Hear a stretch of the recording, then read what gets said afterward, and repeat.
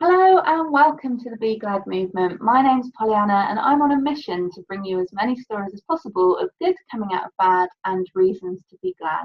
And this morning I'm joined by Alice. Say hello, Alice. Good morning, how are you? Good, thank you so much for coming along and offering to share your story. I'm going to just sort of get out of the way and let you dive in and tell us all about it. So over to you. Okay, so I guess a little bit of background as far as I was in the army for 20 years and I left 2016. So had real benefit of being able to travel around the globe and work in many different locations. Awesome. And as ever, the workforce we are working with is always an eclectic mix of backgrounds and people, and also types of people. So one of the things I wanted to cover today actually was about potentially the impacts of toxic leadership. Okay. And how you can come through the other side. So from that aspect, often, especially when things like we think of trauma, we'll think of it from being from a big bang, from a specific incident. But very rarely do we actually think that maybe that incident might be from human contact. Wow. And whereas I've worked for some amazing people where I just feel incredibly lucky, and they're the kind of people that will make you want to get out of bed irrespective of what time of day it is and work twice as hard as you would ever think was possible before. And then I've also worked for some atrocious, toxic, hideous, really lovely human beings when you speak to them, because they often don't even realize they're doing it, but they have an absolutely hideous secondary impact onto the working environment. Right. So I guess that was where I thought, when we're discussing resilience, sometimes it can feel like it's just one person's story, and yes, they get through to the other side, whereas mine's potentially a little bit more about a group. So as far as it is still my own, as far as when work, so I've had now 3 specific toxic commanders that have really stood out over my career. And in fact, probably 4, maybe 5 in hindsight. But so from that aspect is, it doesn't matter whether they're male or female. What really matters is how they make you feel. Right. And also how they drain your energy. So I take the idea that, so I now do resilient leadership coaching and training. Okay. And one of the big issues is when people talk about burnout, is a lot of it isn't necessarily intellectual burnout or physical burnout. It's probably a mixture of both. Okay. Where they then almost hit a point of exhaustion where they mentally don't want to continue, and their body is therefore also just saying enough's enough. Sure. So, and the link with the toxic leadership is a little bit like eating food that doesn't agree with you, or having too many beers and maybe not feeling so good the following day, is that you have a residual hangover, not hang-ups, but a hangover from being around toxic people. So when your body is busy dealing with stress and emotion, it uses up all sorts of hormones which need to be replaced. And that's where potentially, when you have exposure for a protracted period of time to a commander who is either knowingly toxic or bullying, basically, or where potentially they've got quite a few sociopathic tendencies, so they'd have no empathy, they don't even realize how mean they're being. And the way in which that's manifested for me in the workplace has meant that when I'm running teams, is that they will come with very short notice decisions, so that people may have decided to, they might have their work planned out, or they might have visits to their families booked, or they might have, work trips that are all built, and the commander will just expect you to swivel on a pin, and everything has to be orientated around them. So even, for example, when I had my family staying, and my dad's 85 and my mother's 79. So I was in Germany at the time, and the likelihood of them ever coming to Germany and you'll appreciate being a service family is, your family coming to visit is quite a big deal, especially if, like, mine had never been to Germany before and they visited me maybe twice in 20 years. So it's quite a big deal. Yeah. And we had one of the soldiers that needed to be disciplined, and I absolutely was not required for that discipline process. But the commander knew that I was going to be with my family, and therefore when I said, well, I won't be in the disciplinary hearing because I'm not required, and the individual, you know, part of the disciplinary process does not require me to be there, I would only be there as a field officer, as an addition. And I was allowed to take my family to Amsterdam to be able to drop them off at the airport. And literally as we hit the city, which was a couple of hours drive away, I got a message saying, nope, you need to be back in the office. And I said, but you already know I need to be away with my own family. I said, no, you need to come back. So I ended up having to transpose my family into a taxi in the middle of Amsterdam, rather than just being allowed to have an extra 2 hours and finish off the task. And that sounds really, really small. But when you are wanting to spend time with your nearest and dearest, and you're away on tour all the time, and I've spent most of my working career away on tour, being able to drop somebody off at the airport, or being able to look after them and finish a task you'd promised to do. And I think it's the promising to do part which is more important than necessarily what the act is. That can become really important. And so when I then drove all the way back to Germany, went into the hearing, I wasn't required. I was literally sat in a seat in the corner. Soldiers didn't need me. They had their defending officer already. All of that had been put in place. Absolutely no requirement for me to be there. And as I walked in, he said, well, Alice, it's kind of up to you on whether or not you're here or not, really. Oh. And I was like, oh my goodness, you've just brought me back from the Netherlands, from Amsterdam, with my very elderly parents, now in a taxi, unescorted. And you're now just saying, oh, well, you're not really needed. So, but the long and short of that is that it got to the stage where he would be so beastly and hideous to everyone around him, but also at the same time very charming. So that classic of, you know, when you meet somebody who charms you and then will stab you in the ribs when you're not expecting it. Yeah. That actually, so I was looking after a team of 80 plus at the time, and it got to the stage where I didn't even want the commander to come through the door. So I did not know what the impact of them coming into my building and dealing with any of the soldiers that I was responsible for would be. And so from that aspect is, I literally would have to maneuver around, always making sure I met them somewhere differently, or that essentially I became the buffer. Right. And so that they wouldn't get burned. And the person was quite vindictive, and if they could find a reason to blame somebody else rather than look at their own behaviour, they always would do. Anyway, so the resilience comes of that was, ironically, I'd actually chosen to work for this person because they'd said, oh, Alice, you know, I'm going to be out in Germany, why don't you come work with us? That'd be brilliant. It was atrocious. So you've also walked into this environment yourself, because I didn't know this person's secondary behavioural tendencies. And so where the resilience comes in is, one, being able to put up with that very passive aggressive, soft, undermining aspect. And the other aspect is that I had the fortune of actually so how do I put this without sounding big-headed, but essentially I was one of the top performers of the unit. So from that aspect, I had the backup from home of knowing that in external circumstances, this individual was putting me forward as being a good person to work with. But what I could see to him doing, so I was quite lucky in that for the first period, I didn't really get launched at or attacked as much as the other officers. Okay. Which meant that, again, so I not only had to be the buffer between my soldiers and other staff and the individual, but also between then later was the other officers, because I had nothing to lose, if that makes sense.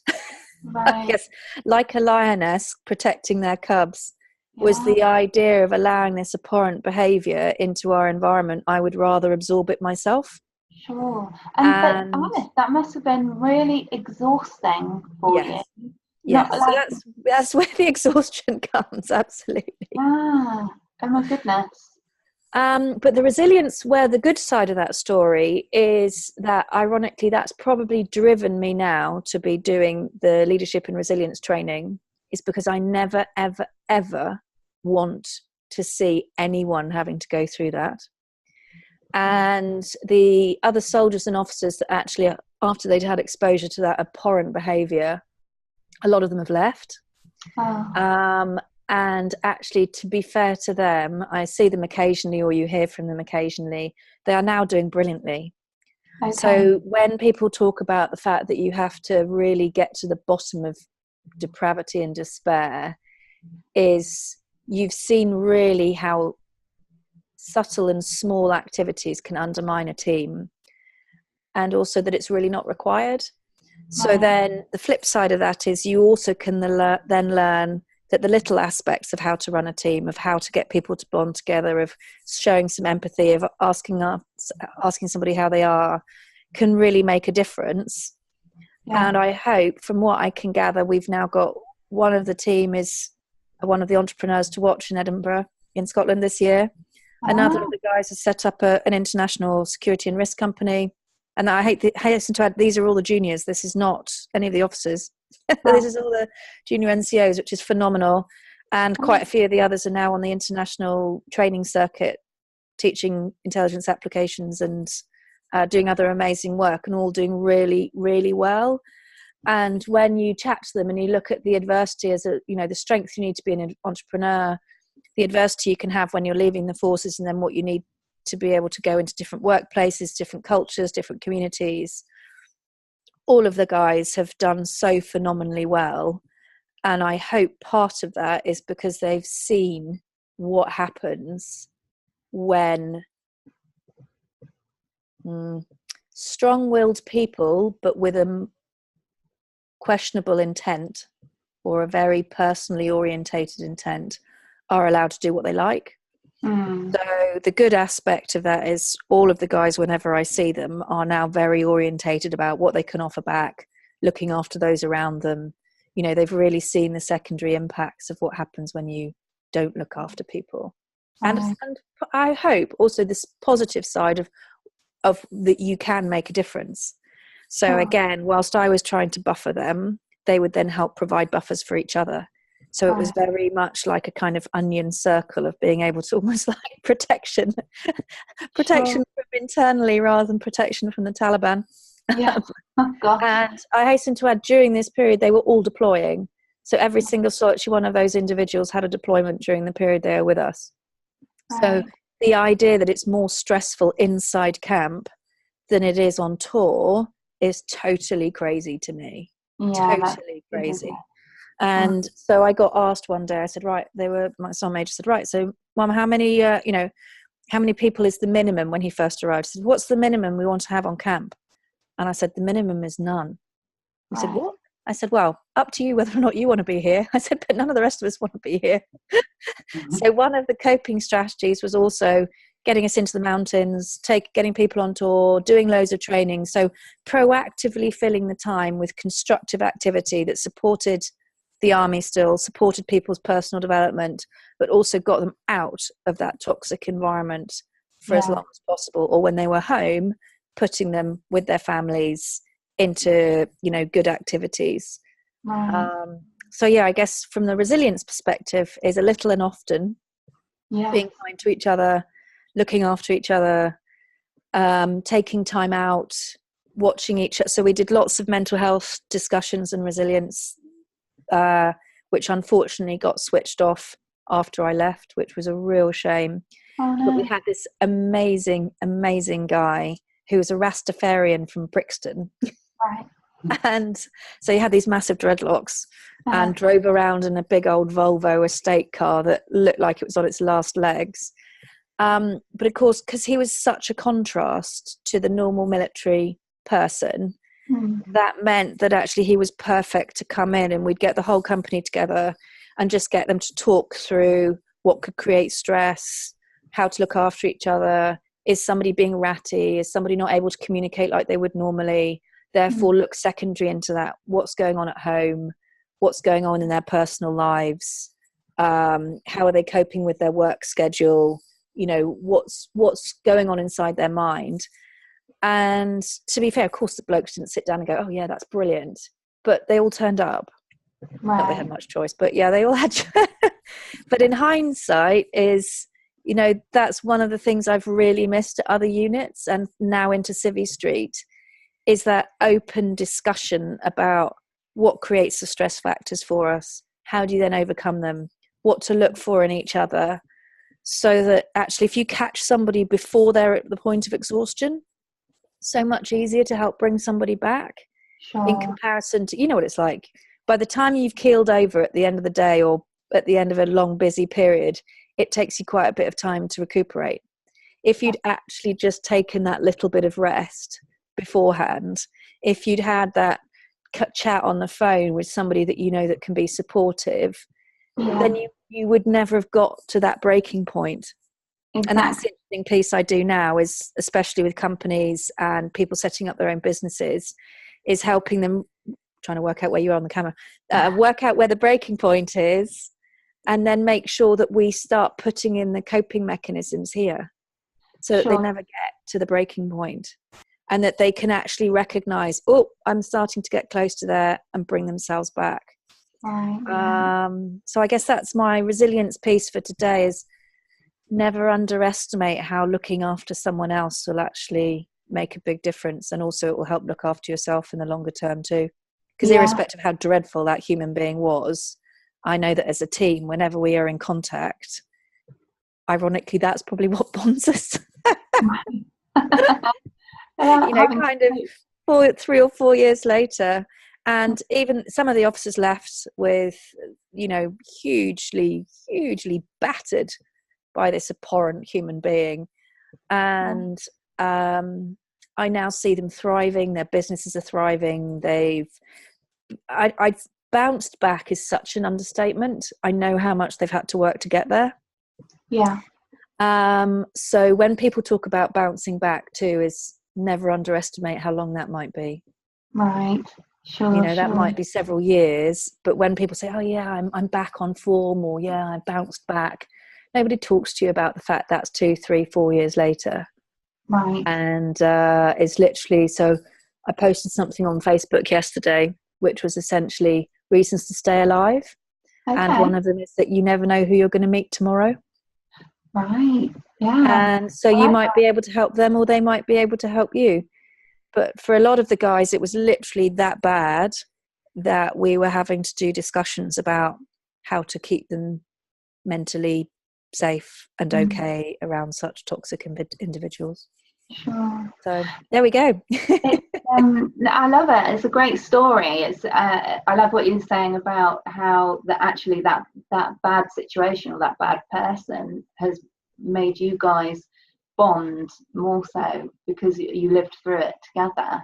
And the really sad part is that as a human being, they're not nasty. Right. That was what made it so tough. They were charming. They thought they were kind. They would tell jokes, all the other bits, and had no concept of just how toxic some of their behaviour was. Right. So that was even worse. It wasn't as if they went out to be a nasty person, which is quite often the way. So they're often quite manipulative because they'll know how to get people to do what they want. Right. And that's the slightly scary part. And then tell me a bit more about your business now, and because in my head, I think when we first spoke, I was thinking, are you going? You know, I know you're helping other people start their businesses and looking after themselves, but there was part of me that I almost want you to be going and teaching people like that how to not be awful. You know what I mean? Yeah. That is exactly what we do. Well, not so much not to be awful. So part of what we do, so I'm part of a team that does resilience leadership coaching and training. And part of that is helping people find their authentic self. Right. And so actually, ironically, is that quite often when you're seeing, especially toxic leadership come out and poor behaviour, when I say poor behavior, that's when people lose their temper, they might raise their voice unrequired, that they just kind of, have a very short fuse and aren't thinking rationally. And that's not good for your family, that's not good for you, and it's not good for your business. So relatively speaking, one of the things that, we look at 4 different elements of helping people in making themselves both resilient and productive. One of those is clarity of direction, because once you know what you're trying to achieve, do you know what I mean? It makes a lot of the rest of the decision making much easier. Sure. So whereas when you're not quite sure, which comes back to the idea that a lot of this behavior comes when people aren't really sure of themselves, they might appear very self-confident on the outside, but actually that's not really true. It comes back to the difference between self-assurance and self-confidence. So that self-confidence person being the person that's like, the big I am, whereas the self-assurance is the self-belief that what they're doing is absolutely right, but in a good way, if that makes sense. So the self-assurance that they're happy with themselves, that they're not having to belittle someone else to make them look bigger. They're just, when you meet somebody who's so relaxed about themselves, comfortable in their own skin, completely comfortable within themselves. And so that's really what we try and help develop, is that authentic leadership. And the other part is resilient decision making. So being imaginative, being flexible, but also making sure you've thought through the second and third order effects. For example, what might the effect be on your family? What might the effect be on yourself? When you make a decision, actually you're about to create more stress than the problem you're about to think you're about to solve. And that also then comes around to awareness. So awareness of yourself. So especially, I know your hubby's in the military, so you'll appreciate that we're not necessarily good at self-care. Right. You're always encouraged to push harder, push harder, push harder. You're working for the team, you're working for the organization, you're working for the purpose. You're never encouraged to just work for you. Sure. If anything, that's almost something that you're not encouraged to do. In fact, I wouldn't say almost. You are absolutely not encouraged to think of you first, others later. You're always encouraged to think of others first, you later. Exactly. Well, 20 years down the line, that starts to take its impact, because if you're not looking after yourself, you can't look after anyone else. No. It's a bit like when you're in the aircraft, they always say put your mask on first, then put it on everyone around you. But for some reason, the military never really encouraged, bar when you're doing your gas mask tests. So, but we don't often sit in an office and go, gas, gas, gas, because that's just not what you do. You're always told to look after everyone else first. So part of the other resilient leadership piece is understanding yourself and those around you and what they need. And what they may need is often continuity, calm, somebody that they know that they can trust implicitly to be able to deal with stress. That person isn't the one who's on a sleep deprivation exercise, has overworked themselves to the extent where they can't function anymore, and yet is in their mind thinking that they're doing their best because they're just pushing and pushing and pushing. Right. Yeah. So, and then it comes back to the idea of the environment around you. So, for example, like in Germany with this guy, I know physically I only have one door that means you can't get into the office unless you come through that door. So I asked at the start and said, are you happy that we will come and do all of the work in this communal area, which was somewhere different, and therefore it will be our private workspace, and please may I request that anybody coming into our workspace rings and asks beforehand. Right.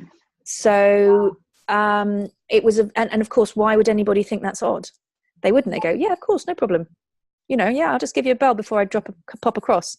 And so then I'd always say, it's because I want to make sure I put the kettle on. I want to make sure we can welcome you appropriately, that, et cetera, et cetera. You can always make sure that it's given in a positive outcome. But that literally meant you could almost draw the drawbridge up. Right, yeah. By locking the door. So if you didn't want someone to come in, you could just lock them all out. So weekends I'd quite often work in there by myself. And then the final piece is leadership presence. So the really big piece, which I think is fantastic, and where we all draw on the good and bad experiences we've had, is helping people find what fits for them. So often when people talk about leadership, they put up pictures of Gandhi and Winston Churchill and whoever else. And then you've got, you know, the people to be vilified. So you've got Hitler and Stalin. And well, actually, for their own nations, they were still really, you know, there are facets of that you have to look. Thousands of people followed them. Sure. They may not, you know, intellectually match with what we believe in. We might believe that their output was abhorrent. But in it, you've still got to look at, well, why did humans follow them? Yeah. Good So point. it's helping people do a way of looking after themselves and others that is really true to themselves, but is also very ethically based. So when you're then looking at how the toxic leaders over time have been able to manipulate large volumes of human beings, you go, okay, well, where was the issue in their decision making? Where was the kind of ethical boundary that was being broached? So part of it is also helping introduce people to ethical decision making, which you would think is very natural for us to do until the chips are down and you really want something to occur, or, you know, you're put in a conundrum of do I share a piece of information, or do I make an investment, or do I actually ask everyone to work over a long weekend? And then you know, is okay, that may not sound like it's going to be an ethical conundrum, unless there's, say, for example, somebody turns around and goes, oh, but actually we're meant to be burying somebody this weekend, which I've had in the past. I'm like, what? Why haven't you said anything? Well, but Mum, you said we all needed to be in. I'm like, oh my goodness, no, this is all need to be in, apart from the things that are going to be, these will be moments in your life you'll never get back.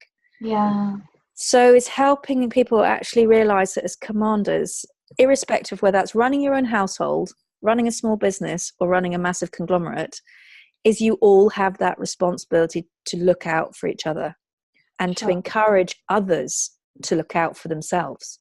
Ironically, so then you've got your staff proactively and those around you looking after themselves. Well, that takes the pressure off you. Then they still have the ownership of looking after themselves.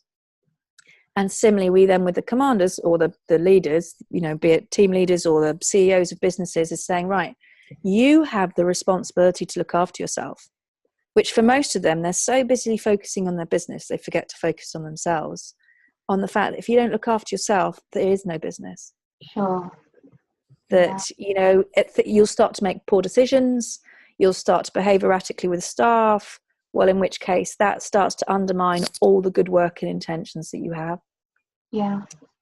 So yeah, that's where, and the resilient leadership is fantastic. It's been developed over 20 years. So ironically, the guys who've developed it over time were already developing that program when I was starting in the army. So they've been going at it for a long time. They're amazing. So it's a complete mix of corporate, couple of military, teachers, a really eclectic mix from across, which is why good leadership and good working practices are completely agnostic to the working space. It's all about bringing out the best in people, enabling everyone to perform, be happy. And I think people often think that it sounds very trite to say to have a happy workforce. But, you know, like when people say happy wife, happy life, I'm sure they say that to you. I say it to my husband when I want. And that's literally what I used to say to the boys. It's like happy wife, happy life. So I would spend a lot of time trying to invest in making sure that the wives were happy, that people got time to go home, that the girls got time to go, you know, vice versa. It's not just boy, you know. But that takes a little bit of effort and encouragement, especially if you have a dedicated workforce who want to work really hard. So that piece about the military trying to get you to not look after yourself. It's not that they're trying not to look after yourself, but they want you to put the task first. And sometimes we forget that eating, sleeping, exercising, that is putting the task first. Because that's ensuring you're turning up your best self. And I guess briefly just on that is I went to go and work with an SF task force after Germany. And I didn't really appreciate how toxic Germany had been until I went to the next task force. It was so different. And literally within the first week, the commander just said, Alice, you're giving me 110%. What happens when something goes wrong? I said, I don't want that. He says, I need you to be working with something left in the bag, you know, left in the bag. So I need the team to be working on 80%. And that's really interesting. Yeah, and ironically, it forces you to become more efficient, because it's not that he wants any less out from the outputs. He just wants us to work less hard to get there, if that makes sense. Sure. So that terrible adage of work smarter, not faster that was true, because we were there for months and months and months and months and months on end, high operational tempo every day. There is no day off. There is no disappear off for a long weekend or whatever. It's relentless. Sure. So if you're not looking after yourself from the first day you walk through the door, there is no opportunity to recuperate till you come home. Yeah. And those boys are amazing. They take time out for phys. They eat really well. They're fastidious about their food. They make sure they've got good sleep. The office was always empty over sleep periods, with a give or take, people who were watching the comms and things. But, I thought that was really, really good discipline. Yeah. So actually to look after yourself takes a lot of discipline. Sure. And irrespective of the tempo of who was coming, they always made it to the gym. They were all, they're all little gym bunnies. So, and so that was a real just complete contrast from somebody who thought that they were working really hard, but actually creating a very toxic environment and exhaustion and actually burning everyone out, not from physically having to work so hard, but from mentally having to deal with their irrational behavior, through to really focused, comes back to clarity of direction. They knew exactly what they wanted to achieve, which then meant that all the decision making was very clear towards one specific aim, be it for a target on that day or the kind of strategic output that UK PLC wanted. Yeah. And then you can then put your awareness around that. So you're aware of everything that, very highly sensitive team, a big team, hundreds and hundreds of people. Mm. And then just the leadership presence, completely different. There were no two officers or soldiers the same. So there was no expectation of this cookie cutter, this is how you have to be. Each person was really relished for what they brought. Right. And so again, you'd think as a female going into that environment, lots of people go, oh, that seems very unusual. All the press stuff you've seen recently about women going into the special forces, all that stuff. None of that. There were girls throughout, because they're so focused on what they want to get out. They go and find people who have the skill set that they need, and they don't care what shape, size, variety or colour they are. The whole point is, do you have what I need to get my job done? Right. And that is such a relief and a wonderful place to work, because you're there because you've got a skill set they want. Sure. And that's very, very easy, because therefore you focus on what you can provide, and you know that you have to keep on functioning in a good manner, which means that you then, of course, you feel a bit guilty when you go to bed. Who doesn't? But I think that's because of our training rather than any rationale. And then you're going, okay, but these guys are taking downtime, and they're the highest performers in the military. So why on earth wouldn't I, when I'm one of the supporting elements? Sure. Anyway, so that was fascinating, seeing the resilience from that perspective too. Is you really have seen it from both angles, haven't you? Yeah. The work hard and mentally and physically in Germany, and then we'll actually work smarter over with the special forces. So that's really interesting. And I think you know, when you're saying about the guys going to the gym, I think Richard Branson, I'm probably misquoting because I'm quite good at misquoting, but I think it was Richard Branson that said the best thing that he can do for his business is go to the gym every day. It is, absolutely. So we've just been doing a leadership workshop last week in Hereford, and fun enough, we all had to put up the good and bad tenets of leadership. And the first one I put up was the fact that great commanders, and this is in Civvy Street too, I hasten to add, so all of the people who I've met who are running multi-million-pound businesses prioritise doing phys. Right. So the most successful of my peers, and I say successful as far as he was running a multi-million-pound business within the first couple of years of starting it, and now we're 15 years later. So he's done very well for himself. When I saw him a little while ago, he does yoga 3 times a day. Wow. He does yoga and meditates 3 times a day.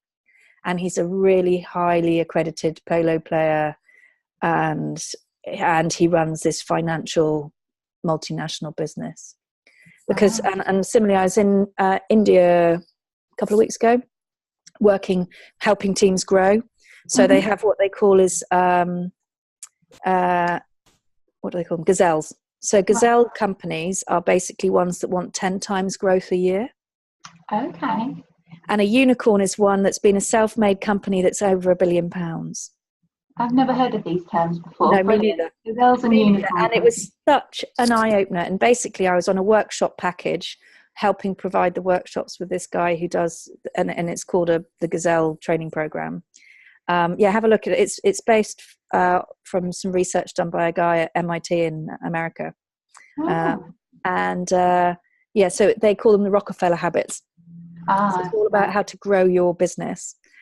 And literally on the final day of when we were with a big company in Calcutta, there was the choice of going through the presentation that he was about to take into the board.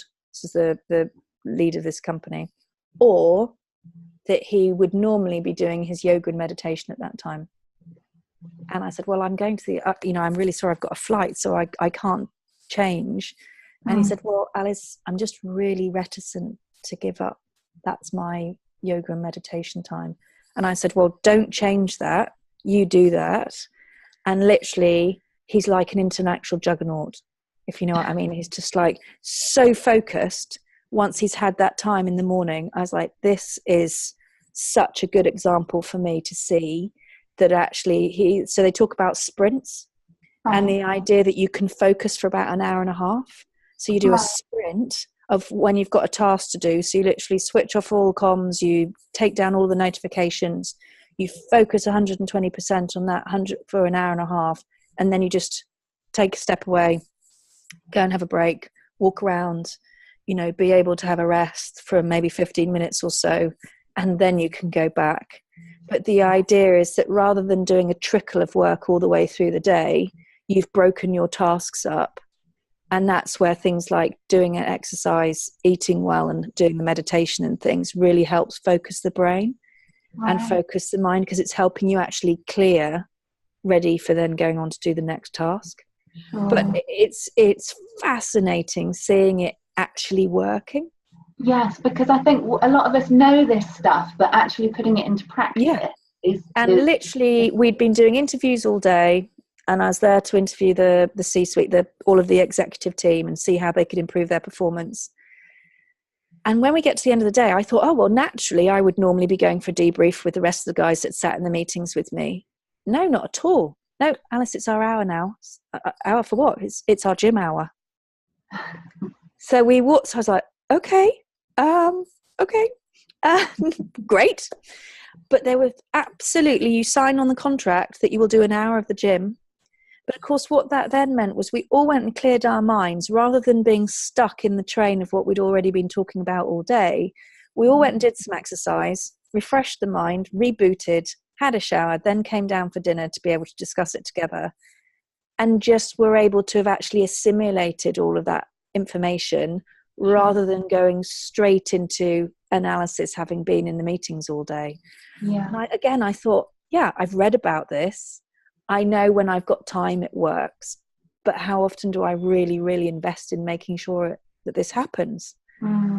So it's been really refreshing and reassuring to see from my highest performing peer group that they do that 40 minutes to an hour of fizz every day. Even my girlfriends that run their own businesses will be up at 5, do an hour of yoga or meditation, then get the children up, hand the children over to the nanny and run to work.